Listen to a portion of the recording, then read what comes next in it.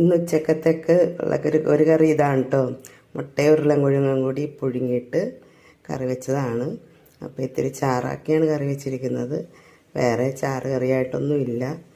അപ്പോൾ മുട്ടയും ഉരുളൻകിഴങ്ങും കൂടി കറി വെച്ചതും വെണ്ടക്ക മെഴുക്ക് പുരട്ടിയും അച്ചാറുമാണ് ഇന്നത്തെ ഉച്ചക്കത്തെ സ്പെഷ്യൽ.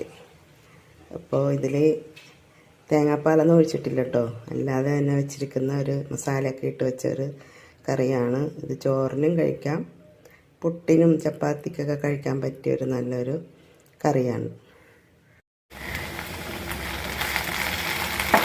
ഇന്നത്തെ ഞങ്ങളുടെ ഉച്ചക്കത്തെ ഫുഡിന് വെണ്ടക്ക മെഴുക്ക് പുരട്ടി റെഡിയാക്കുകയാണ് കേട്ടോ ഞാനിത്.